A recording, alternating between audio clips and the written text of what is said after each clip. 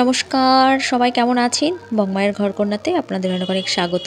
আজ বৃহস্পতিবার, ঘড়িতে এখন ৮টা মতো বাজে। গুড্ডির বাপি হাটে গেছে, আস্মিতার বাবা আসবে গুড্ডিকে নিতে। তাই স্কুল ড্রেস পরিয়ে একদম রেডি করিয়ে রেখেছি। নিচে গিয়ে এখন একটু জল বিস্কুট খাইয়ে দেবো। গুড্ডির বাপি বলে রেখেছে আস্মিতার বাবাকে স্কুলে আস্মিতাকে নিয়ে যাওয়ার সময় ওকে নিয়ে যাবে, আবার নাকি ছুটির সময়ও নিয়ে আসবে। গুড্ডি স্কুলে বেরিয়ে গেছে, এবার ঝট করে রান্নাটা আগে সেরে নিই। দেখতে দেখতেই আবার আসার টাইম হয়ে যাবে। যদিও আজকে রান্না করতে খুব একটা বেশি সময় লাগবে না। ফুলকপি, আলু, পেঁয়াজ কলি দিয়ে একটু ভাজবো আর পুঁটি মাছের ঝোল করব। পুঁটি মাছটা কালকেই আনিয়ে রেখেছিলাম আজকের জন্য, তাই সেটা ধুয়ে বেছে নুন হলুদ মাখিয়ে ফ্রিজে রাখাই আছে, শুধু একটু ভেজে ঝোল করব। এই শীতের দিনে আলু, বেগুন, মূলো দিয়ে এই পুঁটি মাছের ঝোল খেতে এত ভালো লাগে সব সবজি দিয়ে, কিন্তু মূলোটা নেই ঘরে, ওই জন্য শুধু একটু আলু দিয়েই ঝোল করব। এই মাছ কাটতে হবে ভয়ে তো আর বলি না এই মাছ আনতে, তা বলেছিলাম আজকের জন্য কিছু একটা মাছ এনে রাখতে। তা যেহেতু দোকানদার কেটে দিয়েছে, ওই জন্য আবার পুঁটি মাছটাই নিয়ে এসেছে। বহুদিন বাদে পুঁটি মাছ এলো। এই মাছ তো খুব একটা কেটে দিতে চায় না, তবে কাটিয়েই নিয়ে এসেছিল কালকে, শুধু একটু বেছে ধুয়ে নিতে হয়েছে। এই মাছের সর্ষে বাটাটাও খুব ভালো লাগে, কিন্তু গ্যাস অম্বলের ভয়ে তো সর্ষে বাটা থেকে একটু দূরেই থাকি। তাই সামান্য জিরে আদা একটু টমেটো বাটা দিয়ে আলু দিয়েই পাতলা ঝোল করব। গুড্ডির বাপি ফোন করে বলল কাকিমণি নাকি গুড্ডির বাপির জন্য টিফিন পাঠিয়েছে, তাই তার জন্য যেন অপেক্ষা না করি, আমি আর গুড্ডি যেন খেয়ে নিই। এবার ঝোলের ভেতর মাছগুলো ছেড়ে দিলাম, আর একটু ধনেপাতা কুচি দিয়ে আর একটু ফুটে উঠলেই নামিয়ে নেব। দেখি গুড্ডি আসার আগে সব কিছু ধোয়া মোছা করতে পারি কিনা। এই দেখুন, ছুটির সময় আজ আবার আস্মিতার মা গেছিলো আনতে, তাই আমারটাকে যখন আমাদের বাড়িতে দিতে আসে, আস্মিতা ঢুকে বলে কিনা সুকন্যাদের বাড়িতে থাকবো 1 ঘন্টা। তাই বললাম তাহলে ঠিক আছে, আয় আমাদের বাড়িতে খাওয়া দাওয়া কর।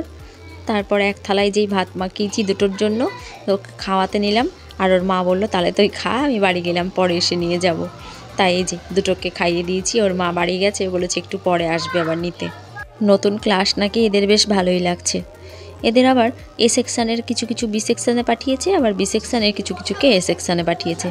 যেমন এই দুটো এ সেকশান থেকে এবার বি সেকশানে চলে গেছে। আর আমার মাসির মেয়ে যেমন বি সেকশানে ছিল, ও বিতেই আছে। তাই এদের কাছে টিচার নতুন, কিন্তু মাসির মেয়ের কাছে আবার যে টিচার ছিল সেই টিচারই রয়েছে।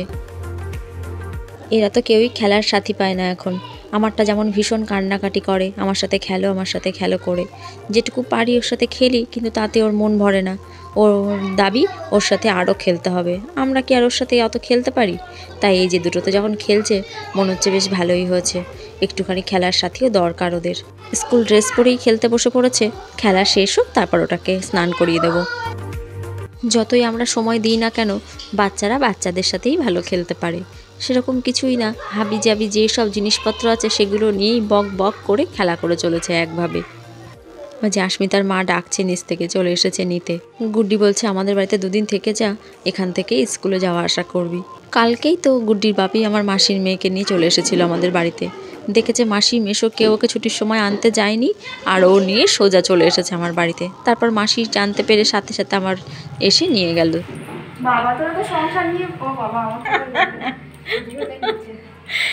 আমারটা বলছে 2 দিন থেকে যা আমাদের বাড়িতে। বলছি কি আমার স্কুল আছে তো।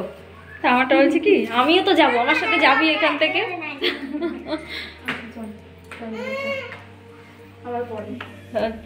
খেলছে হ্যাঁ,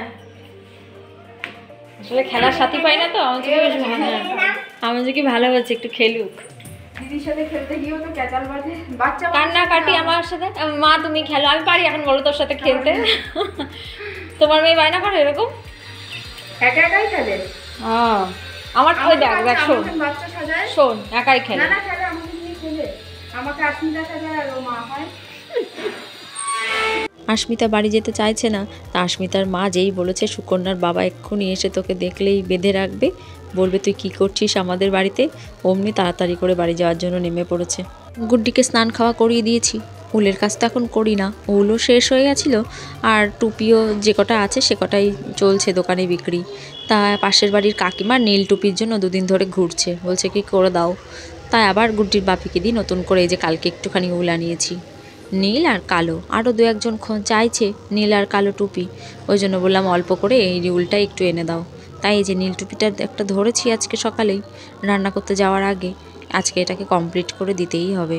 নীল আর কালো টুপিগুলোই দেখি লোকে বেশি নেয়, কি জানি নোংরা হলে বোঝা যাবে না বোধহয়, ওই কারণে লাল টুপিগুলোই শুধু পড়ে আছে ঘরে।